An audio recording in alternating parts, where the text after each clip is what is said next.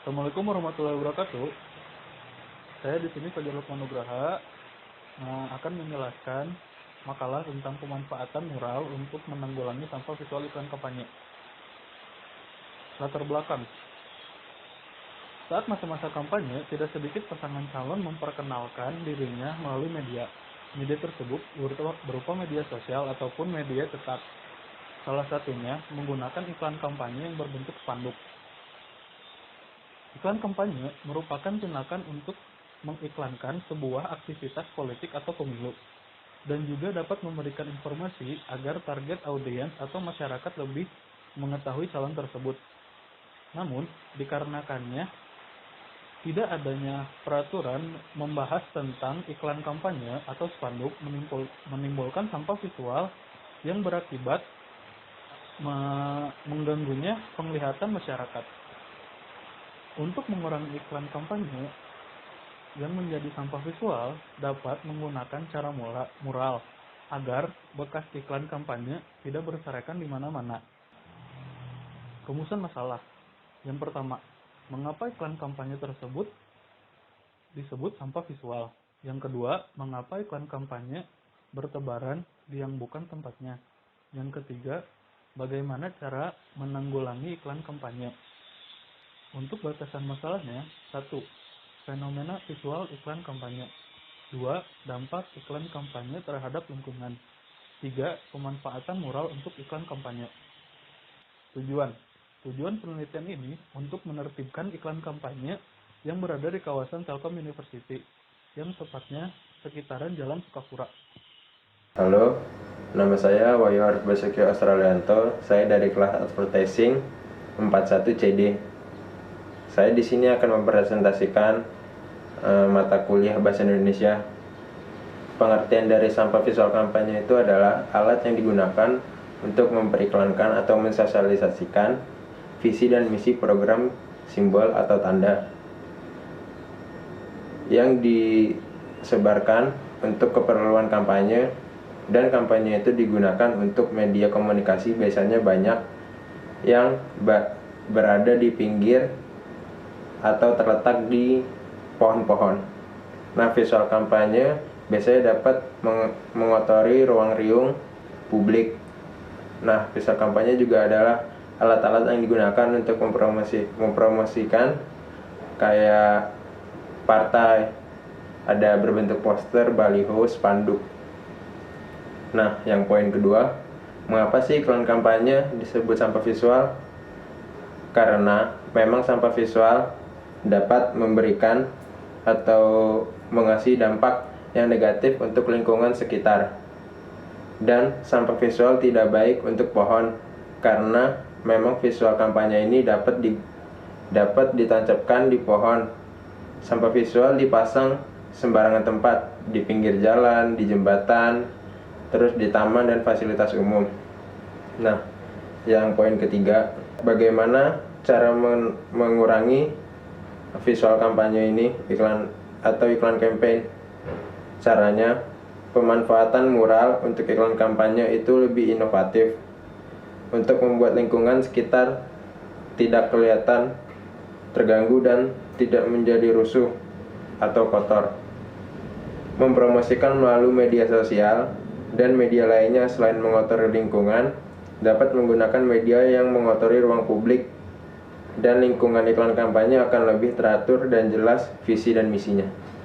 Nama saya Muhammad Sahlan dari kelas AD 41C akan mempresentasikan bab 3 analisis. Yang pertama ada metode penelitian. Dalam menyelesaikan penelitian ini, peneliti menggunakan pendekatan deskriptif.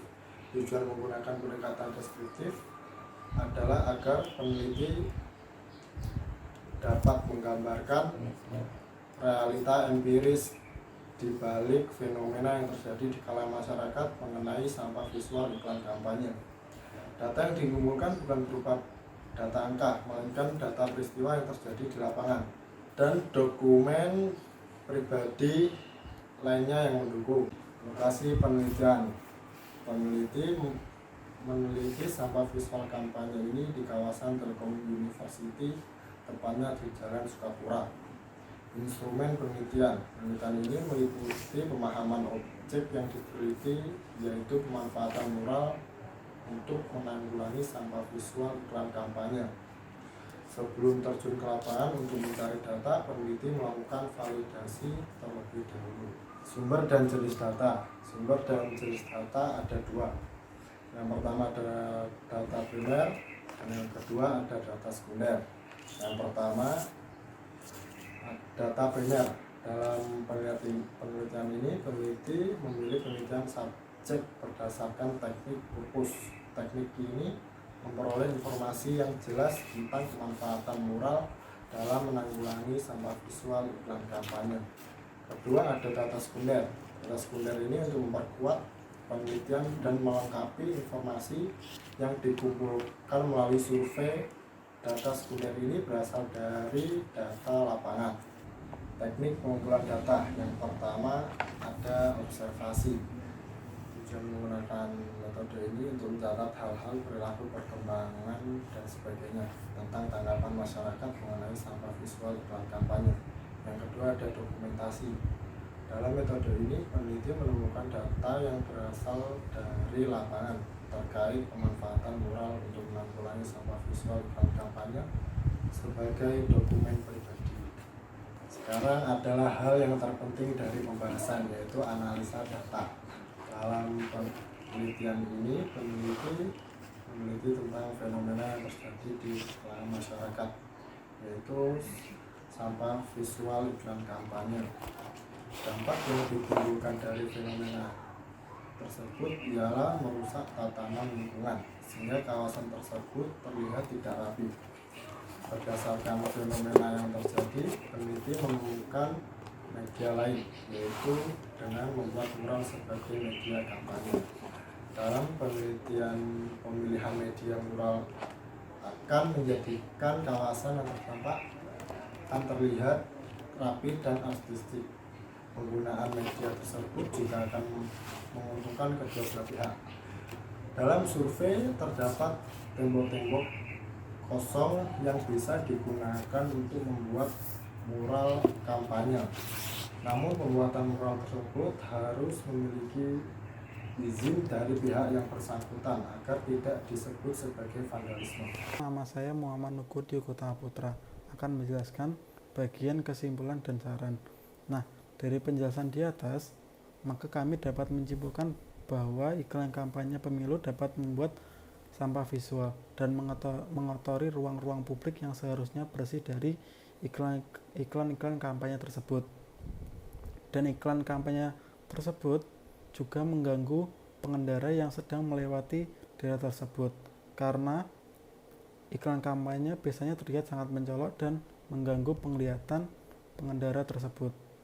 Tetapi kami juga sudah menemukan solusi yang tepat agar lingkungan tetap terjaga dari sampah-sampah iklan kampanye tersebut. Selanjutnya yaitu saran dari kami untuk mengatasi masalah sampah visual iklan kampanye tersebut. Kita mempunyai solusi untuk para calon kampanye untuk memperkenalkan diri kepada masyarakat dengan cara media mural, terus stiker mobil atau motor, kaos, gantungan kunci dan lain-lain.